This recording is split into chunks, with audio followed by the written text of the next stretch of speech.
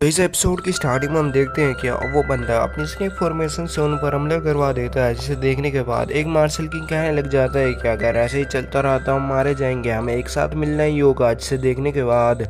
वो सारे martial king एक साथ मिलकर उस पर हमला करने लग जाते हैं, जिसे देखने के बाद ब्लड हैंड किंग भी उनके साथ ही मिला हुआ होता है। और अब हम देखते हैं कि उन सब के सारे अटैक मिलकर भी उस स्नेक फॉर्मेशन को रोक नहीं पा रहे होते हैं। और नीचे खड़ा वो बंदा कहने लगता है कि तुम मुझे इग्नोर कर रहे हो क्या, और वो उसकी पावर को और भी बढ़ा देता है, जिसकी वजह से उनके सारे अटैक एक शॉकवेव में बदल जाते हैं और उन पर ही लग जाते हैं, जिसकी वजह से वो पीछे हट जाते हैं। और वो कहने लगते हैं कि ऐसे कैसे हो सकता है। और दूसरी तरफ हम उनके प्रिंस यानी उसी बंदे को देखते हैं जो कि उस टैटू वाले बंदे से कहने लगते हैं कि तुम्हें यहाँ पर देखना होगा, इतने में मैं उस एंशिएंट फर्नेस को रिफाइन कराऊंगा और जो भी मेरे ऊपर हमला करे तुम उसे देख लेना। और अब ये कहकर वो उसे रिफाइन करने के लिए आगे बढ़ जाता है और वो उसे रिफाइन भी करने लग जाता है, जिसे देखने के बाद वो मार्शल किंग हैरानी से देखने लगता है और वो कहने लगते हैं कि ये तो सिर्फ वुवैंग लेवल की हाफ स्टेज पर है, लेकिन ये इसको कैसे रिफाइन कर पा रहा है। और अब ये देखकर चैनसो कहने लगता है कि तुम ये मत कहो, तुम्हें उसे रोकना ही होगा। और अब वो उसे रोकने के लिए आगे बढ़ने लगता है, जिसे देखने के बाद अब वो टैटू वाला बंदा चैनसो पर हमला करने के लिए आगे बढ़ने लगता है, जिसे देखने के बाद वो अपने ऊपर एक शील्ड लगाकर उसको पीछे फेंक देता है, जिसे देखने के बाद अब चैनसो सीधा उनके प्रिंस को मारने के लिए आगे बढ़ने लगता है, जिसकी वजह से अब वो उसको रिफाइन करना रोक देता है और दूर जाकर कहने लगता है कि मुझे याद है तुमने मुझे एक बार और भी हराया था एंशिएंट साउदर कैपिटल में, और यही मेरी सबसे शर्मनाक हार थी, लेकिन अब मैं तुम्हें हरा कर इस शर्म को उतार दूंगा। और अब ये कहकर वो एक फॉर्मेशन को बनाने लगता है जो कि उसकी तरह ही दिख रही होती है, और तभी वो उस पर हमला भी कर देता है, जिसे देखने के बाद चैनसो भी उस पर हमला करने के लिए आगे बढ़ने लगता है, लेकिन चैनसो को वो फॉर्मेशन आसानी से पीछे कर देती है। और अब हम देखते हैं कि चैनसो पर वो लगातार हमला करती जा रही होती है, जिसे देखने के बाद वो उसको छोड़कर सीधा उसी बंदे पर हमला करने के लिए आगे बढ़ने लगता है, लेकिन उसकी फॉर्मेशन उसे रोक लेती है और उस पर एक पंच मारती है, जिसकी वजह से अब वो सोचने लगता है कि इसकी स्ट्रेंथ और पावर पहले से बहुत ज्यादा बढ़ गई है, अब मुझे क्या करना चाहिए। और अब वो एक फॉर्मेशन बनाकर उसे दूर से ही काबू करने की कोशिश करने लगता है, लेकिन वो अपनी ब्लड आर्ट से उसे पीछे कर देता है। और वो कहने लगता है कि चैनसो तुम क्या सोच रहे हो, मैं एक फिजिक्स आर्टिस्ट हूँ, यानी मेरी दिमागी हालत तुमसे ज्यादा अच्छी है। और अब हम देखते हैं कि वो बंदा अपनी डिस्ट्रॉयर वेव नाम की टेक्निक से उस पर हमला कर देता है, जिसको वो रोकने की पूरी कोशिश कर रहा होता है, लेकिन वो ऐसी ही और दो टेक्निक को कर देता है, जिसकी वजह से अब वो मौत के बहुत करीब पहुंच जाता है और वो एक स्पिरिचुअल वर्ल्ड में आ जाता है। और वहाँ पर वो बिना वक्त जाया किए हुए अपनी बॉडी से अपनी सोल को अलग कर लेता है और वहाँ पर टाइम रुक जाता है, जिसे देखने के बाद वो उसकी सारी कमजोरियों को देखने लगता है और उसकी कमजोरी उसे मिल जाती है उसकी टांग में। और अब ये देखकर वो डायरेक्ट हमला उसकी स्पिरिचुअल फॉर्मेशन और उसकी टांग पर कर देता है, जिसकी वजह से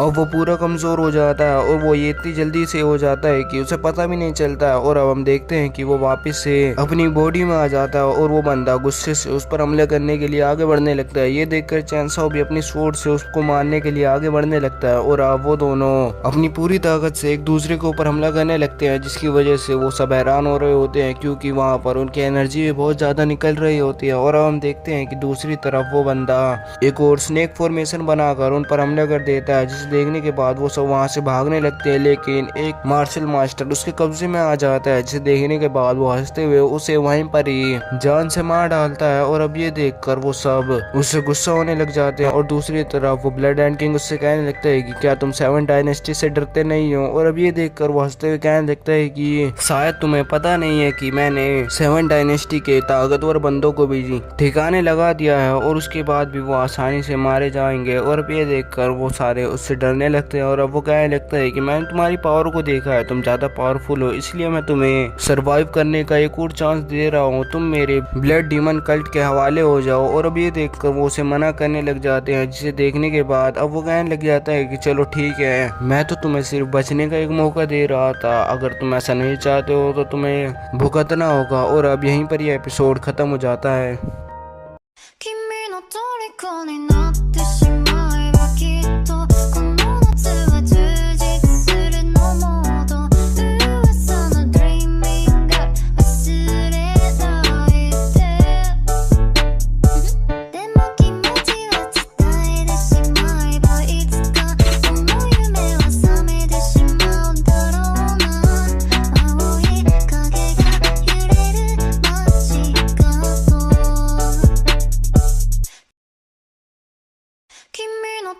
虜になって